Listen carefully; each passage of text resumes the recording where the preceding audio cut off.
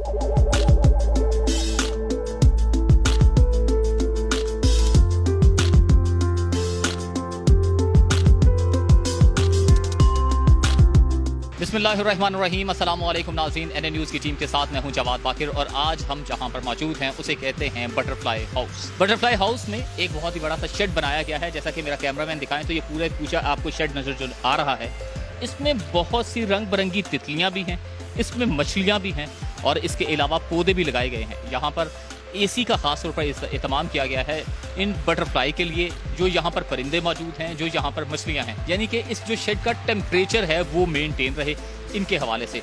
यहाँ पर तोते भी हमने देखे हैं, मगर बेसिक काम इनका बटरफ्लाई हाउस से ही ये चीज़ जाहिर हो रही है कि यहाँ पर बटरफ्लाई है, जहाँ पर लोग अपनी फैमिलीज अपने बच्चों के साथ आते हैं और यहाँ पर इंजॉय करते हैं, बटरफ्लाई को देखते हैं। जब उड़ता हुआ आप बटरफ्लाई को देखते हैं तो आपके बच्चे जो हैं वो बहुत ही इंजॉय करते हैं। आज हम आपको बताएंगे कि बटरफ्लाई की परवरिश की कैसे जाती है, उनकी कैसे देखभाल की जाती है, कैसे एक अंडे से उसके उड़ने तक का सिलसिला है वो जारी रहता है।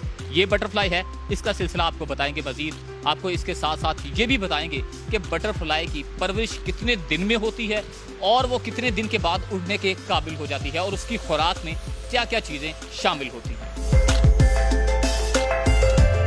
जैसे कि नाज़रीन मैं आपको पहले बता चुका कि हम बटरफ्लाई हाउस में मौजूद हैं और इस वक्त हमारे पास ये एक केज मौजूद है जिसमें ये बटरफ्लाई बहुत ज़्यादा तादाद में तितलियां इकट्ठी की गई हैं। सबसे पहले इनका एक प्रोडक्शन हाउस भी बनाया गया है जहां पर इनकी देखभाल की जाती है। उसके बाद फिर इनको बटरफ्लाई हाउस में आवाम के लिए छोड़ दिया जाता है जहाँ पर इनके पौधे हैं, रंग बिरंगे पौधे लगाए गए हैं, फूलों से भरे हुए पौधे हैं और दीगर भी यहाँ पर पौधे मौजूद हैं जहाँ पर ये तितलियाँ उड़ती हैं और जहाँ पर फैमिलीज आकर इंजॉय करती हैं। इस हवाले से मैंने अपने तारुफ में भी ये बताया था, अपने इंट्रोडक्शन में भी, कि आज हम आपको ये बताएंगे कि ये तितली की परवरिश के मराहिल क्या हैं और इस तितली को आपको देखने तक का अमल कितने दिन में ये प्रोसेस होता है, इनकी खुराक क्या है, ये सब चीज़ें आज बताएंगे। यहाँ हमारे साथ मौजूद होंगी यहाँ की जो है मैडम जो इनको देखभाल कर रही हैं, जो प्रोडक्शन हाउस की इंचार्ज भी हैं, जो तमाम ये चीज़ें देख रही हैं, उनसे भी गुफ्तगू करेंगे और आपको बताएंगे कि ये किस तरह से परवरिश पाकर आम इंसान की आंख के सामने उड़ती नज़र आती है। अच्छा मैम, ये बताइएगा कि जो बटरफ्लाई है इसका अंडे के अगला कौन सा मरहला होता है? बटरफ्लाई की 4 स्टेजेस होती हैं। सबसे पहली स्टेज एग है जो कि प्लांट्स पे ये ले करती है। प्लांट्स पे जब ये एगलिंग कर देती है उसमें से जब हमारे पास आगे इसकी स्टेज आती है लार्वा। लार्वा के भी आगे 4 to 5 सब स्टेजेस होती हैं। जब ये इमेच्योर फॉर्म में हमारे पास लार्वा आता है वो हम इधर आके इसको सेपरेट कर लेते हैं और लैब में इसकी रेयरिंग करवाते हैं। लार्वा की 4 स्टेजेस पूरी होने के बाद ये फिर नेक्स्ट फॉर्म में जाती है जिसको प्यूपा कहते हैं। प्यूपा से फिर आगे ये बटरफ्लाई बनती है। इसमें कितने दिन लग जाते हैं? ये हमारा बटरफ्लाइज की डिफरेंट स्पीशीज और इनका बिहेवियर भी डिफरेंट है। इसमें तकरीबन अगर हम ऑन एवरेज देखें तो 1 मंथ इस पूरे प्रोसेस को लग जाता है एक उड़ने की स्टेज तक पहुंचने में। कुछ को 20 डेज लग जाते हैं, कुछ को 1 मंथ लगता है। इनको इन्वायरमेंट कैसा चाहिए जहाँ पर ये एग होते हैं? इनको बिल्कुल नेचुरल इन्वायरमेंट हमने रखा हुआ है वहाँ पे और 30 to 35 डिग्री सेंटीग्रेड इनको टेम्परेचर चाहिए होता है जिसमें ये प्रॉपरली एगलिंग करती है, रेयरिंग करती हैं और हैप्पी यानी कि इनकी मूवमेंट होती है।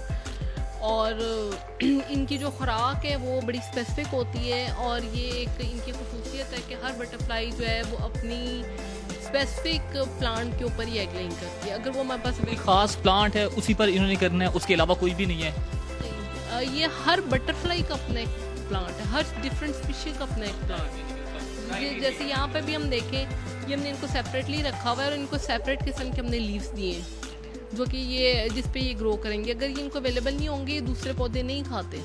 सिर्फ और सिर्फ नेचुरल फूड ही होती है या कि कोई मैन्युफैक्चर की होती है? नहीं, ये नेचुरल होती है, बिल्कुल नेचुरल लीव्स हमने इनको डाले हुए जिसपे लार्वा फीड करता है। जब अडल्ट बटरफ्लाई बन जाती है वो फ्लावर नेक्टर पे फीड करती है, तो वो हमारे पास अंदर फूल वगैरह लगे हुए हैं जहाँ से वो नेक्टर लेती हैं और उनकी फीडिंग यही है। लार्वे जो हैं वो पत्ते वगैरह खाते हैं।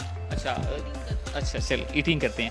आप हमारे नाज़रीन को क्या कहना चाहेंगे? ये जो शौक़ है ये घर में भी पाला जा सकता है अगर आपके पास कोई माहौल है या कि इसके लिए कोई स्पेसिफिक चीज़ लैब वगैरह चीज़ चाहिए? इसके बाद अगर आप गार्डन है तो आप उसमें कुछ ऐसे प्लांटेशन कर सकते हैं जो कि मैंने बताया कि ये स्पेसिफिक होते हैं। अगर वो प्लांट्स आपके पास अवेलेबल हैं तो बटरफ्लाइज उनकी तरफ अट्रैक्ट होती हैं नेचुरली और उधर आके एगलिंग करती हैं। ये थोड़ा मुश्किल काम है घर के अंदर करना, लेकिन अगर आप उनकी प्लांटेशन कर देते हैं तो डेफिनेटली वो उसकी तरफ अट्रैक्ट तो होंगी आके। फ्लावर्स पे ज़्यादा अट्रैक्ट करती हैं, ग्रीनरी पे, या कोई इनका खास रंग है? जिस तरह बच्चे होते हैं अक्सर वो शो कलर की तरफ बड़ा अट्रैक्ट करते हैं।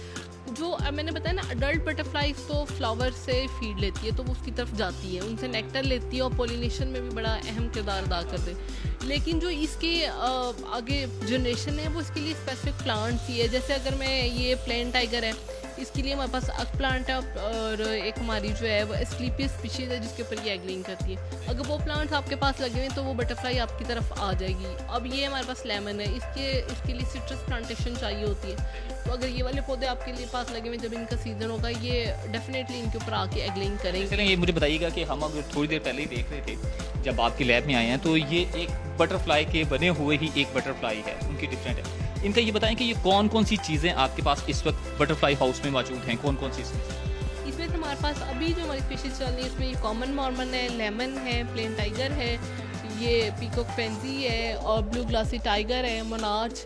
ये इनका ये सीज़न चल रहा है। सल्फर भी आ रही है आजकल हमारे पास येलो कलर की। ये मोस्टली हमारा through out the year available रहती हैं। इसमें ये जो कैबिज वाइट है ये हमारे पास विंटर में आती है। विंटर में होती हैं, इनका खास ये ही बटरफ्लाई हमारे पास होती है। बाकी नहीं होती? बाकी नहीं होती, बाकी हाइबरनेशन में चली जाती हैं। ये मुझे बताइएगा कि ये जो नज़र आ रहा है हमें, ये बिल्कुल नेचुरल है या इनकी कटिंग की हुई है? नहीं, ये बिल्कुल नेचुरल बटरफ्लाईज हमने प्रिजर्व करके इधर डिस्प्ले की हुई है।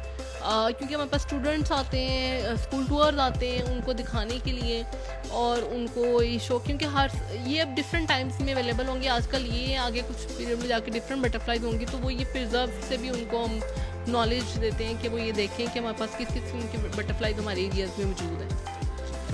कभी ऐसा तो नहीं हुआ, कभी आप यानी कि मोस्टली इसी में रहते हैं, जाहिर सी बात है ड्यूटी टाइम आपकी होगी 8-10 कभी 12 घंटे भी आपको हो जाते हैं, कभी आप इनसे उकताते नहीं हैं, या कि आपका पैशन है? नहीं, अब तो पैशन ही बन गया है। अब तो ज़ाहिर है काम ये है, अब हम ये कोशिश कर रहे हैं कि कैसे इनकी ज़्यादा से ज़्यादा प्रोडक्शन की जाए, कैसे हम ज़्यादा स्पीशीज़ की प्रोडक्शन करें। कोई टारगेट होता है? टारगेट हमारा यही कि मैक्सिमम प्रोडक्शन हम हासिल कर लें, क्योंकि हम ज़्यादा फोकस प्रोडक्शन पे कर रहे हैं। हमारा प्रोडक्शन यूनिट सेपरेट बना हुआ है, हमारी टीम भी बल्कि इस पे बहुत फोकस कर रही है कि हम प्रोडक्शन की तरफ ज़्यादा जाएं, बजाय इसके कि हम बाहर से बटरफ्लाईज पकड़ें। इसके ऊपर हम ज़्यादा वर्क। अच्छा, एग से लेकर मेच्योर होने तक एक बटरफ्लाई को आप कहते हैं 32 टेम्परेचर चाहिए, या कि स्टेजेस के साथ 4 स्टेजेस के साथ ये बदलता रहता है? 35 एवरेज टेम्परेचर है, जो ऑप्टिमम रेंज जिसको हम कहते हैं, ये ऑप्टिमम रेंज है। जब हाई कंडीशंस होती हैं, लो कंडीशंस होती हैं, इनमें नेचुरल सिस्टम है, ये हाइबरनेशन में चली जाती है, खुद को खुद ही प्रोटेक्ट करते हैं। तो जब इनको ये सूटेबल कंडीशंस नेचुरली भी मिलती हैं तो ये ग्रो करना शुरू कर देते हैं।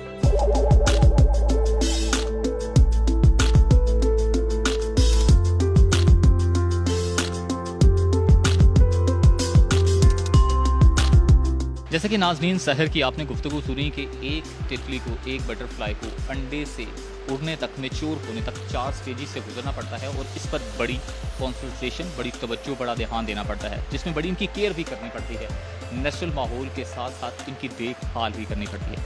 नाज़रीन इसके अलावा आपको एक बड़ी दिलचस्पी बात सुनाए जो आज ही नाज़रीन सहर ने ऑफ द रिकॉर्ड हमें बताया, और मुझे बड़ी हैरत हुई कि इनको पालने के लिए आपको एक अंडे से लेकर जब ये मैच्योर होती है तो तब तक इसको 20 से 21 दिन लग जाते हैं, मगर इनकी टोटल एज जो अब तक एवरेज निकाली गई है डिफरेंट स्पीशीज़ की, वो सिर्फ और सिर्फ 30 डेज़ निकाली गई है, या 30 प्लस कुछ दिन है जो निकाली गई है। नाज़रीन इनको मेहनत से करके, इनको यानी कि इनकी परवरिश करके इन्हें पाला जाता है, उसके बाद इन्हें गार्डन में छोड़ दिया जाता है आप लोगों के देखने के लिए, आपके बच्चों के लिए, आपके लिए, मगर एज इनकी कितनी है? सिर्फ और सिर्फ 15 से 17 दिन बनती है। अपना ख्याल रखिएगा, अपने आसपास के लोगों का ख्याल रखिएगा, ख़ास तौर पर ये जिस कलर कम्बिनेशन, जैसा कि मैंने आपको नाज़रीन पहले बताया है कि कुदरत की तरफ से कितने खूबसूरत कलर कम्बिनेशन इनको दिए गए हैं, इन कलर कम्बिनेशन से आप महसूस होने के लिए, अपने दिल को, अपनी आंखों को ठंडक देने के लिए इनका भी खास ख्याल रखा करें अपने आसपास के लोगों के साथ साथ। इसके साथ ही अपने मेज़बान जवाद बागू को दीजिएगा इजाज़त। अल्लाह निगहबान।